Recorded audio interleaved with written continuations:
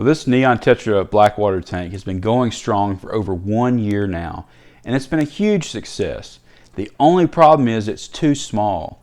I have really been wanting a larger Blackwater tank with more variety of fish and plant species, so I'm going to be upgrading to a 29 gallon, and I'm going to be trying out a new filter system, one that I've never used before, and I want to see how it compares to the old setup. Will it be just as easy and low maintenance as this current setup? And how well are the riparian plants going to grow? In today's video, we're going to be setting up this new tank, talking about this new filter system, and of course over time we'll see how it compares to the old setup.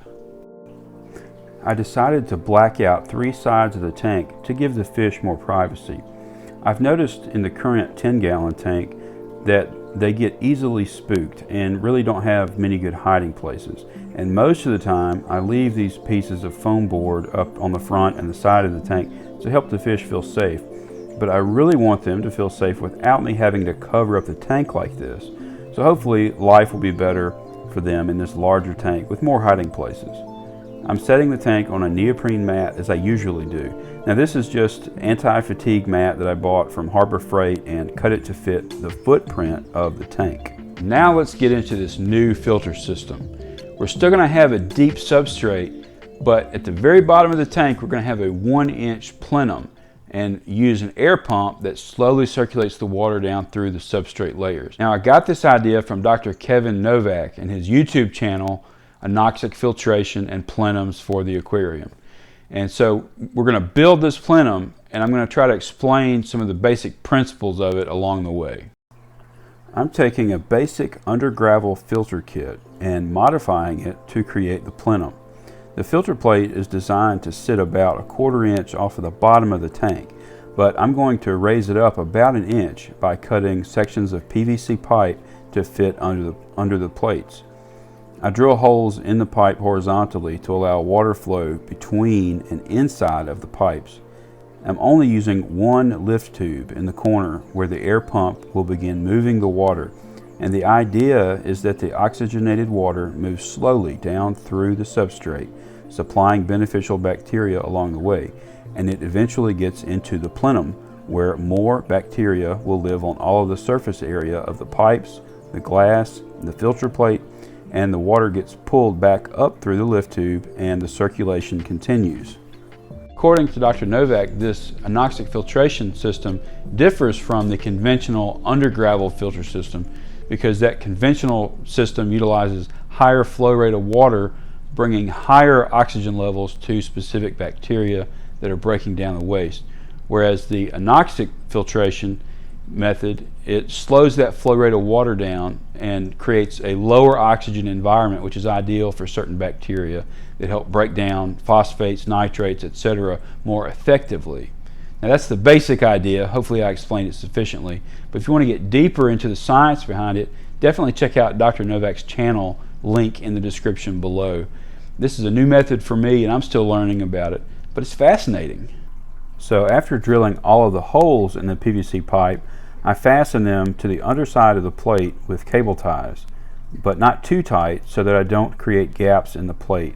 And again, I make sure that the holes in the pipes are horizontal so water can pass between the pipes easily.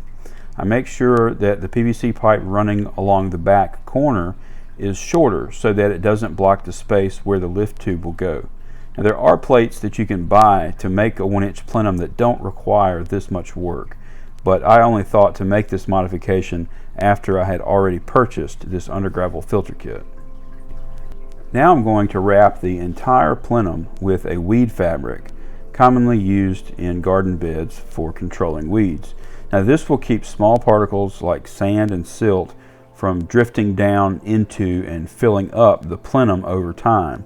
This is kind of like wrapping a gift. I just fold the corners over and use a hot glue gun to hold the fabric in place. Then I turn the whole plenum over and I cut out the fabric where the lift tube will go and hot glue the edges of the fabric around the hole to the filter plate. Again, we're just trying to make sure that sand and silt, other debris, is not going to creep down into the plenum over time. So I'm just using 1 airlift tube and instead of it being the full length, I cut it shorter to be just about 4 inches or so above the substrate. Now these can be easily cut using a hacksaw.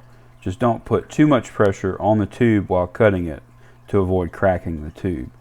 The length of the tube that I cut is about the same length as the piece that mounts directly to the filter plate.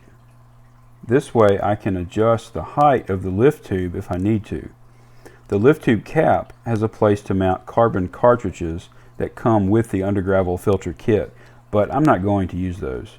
The air tube extension line fits through the top of the cap, and the air stone attaches to it inside of the airlift tube.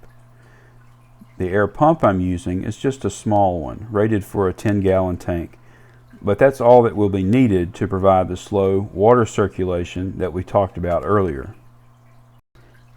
Now it's time to set the plenum with the lift tube in place in the tank and begin adding the substrate. The first layer is about a 1/2 inch or so mixture of Eco-Complete, gravel, and sand that was part of the previous setup of this 29-gallon tank. Next I add another 1/2 inch or so of unscented, non-clumping kitty litter. Now I'm not sure how well topsoil or potting mix would work in this system, so to be safe I'm just using Fluval Stratum. Now at some point I do want to experiment with topsoil or potting mix in this kind of filter system, but that'll have to be a smaller tank and another project. Then I added about 1/2 of a bag of Flourite Red as a source of iron mostly, and mixed it in with the stratum and the kitty litter. Now this will be the layer that provides many nutrients for the plant roots once they grow down into that substrate. And finally I add about 1 inch of sand and gravel mixed as the top layer. I filled the tank up with water partially and began adding the pothos that was in this tank previously. I should have untangled the roots before putting it in the tank because it really made quite a mess. But I lined the back of the tank with pothos to create a nice background of roots. Next I added magnolia leaves along with some oak and others that I collected nearby, and I had them soaking for a few days in a separate container so that they would sink once I put them in the tank. Now for the driftwood I just used a dead camellia that has been in one of my greenhouse tanks for a few months now, and a small oak branch, and I went ahead and planted an Amazon sword. Now here's a few pond snails or bladder snails that were in this tank previously. I'm not sure if I've seen any get this big before, so that's cool. Now over time, more tannins will leach out of the wood and the leaves to darken the water, but I'm going to go ahead and add some rooibos tea to hopefully get the water darker more quickly. I heat up some tea in a cup of aquarium water, just like I'm making tea to drink, and then let it steep for several minutes, and then pour it in the tank after it cools down for a little bit. Now I still put the tea bag in the tank to let it soak, to try to get as much out of it as possible. Now let's add some more riparian plants. I decided to let the pothos lay on top of the tank. As it grows, it can spill over the sides, but not let it grow over the door of the tank lid. And besides pothos, I'm using money tree and parlor palm, both of which are being supported by planters that I made from egg crate panels. Now these will not have any substrate in them, but are just going to secure the plants in place.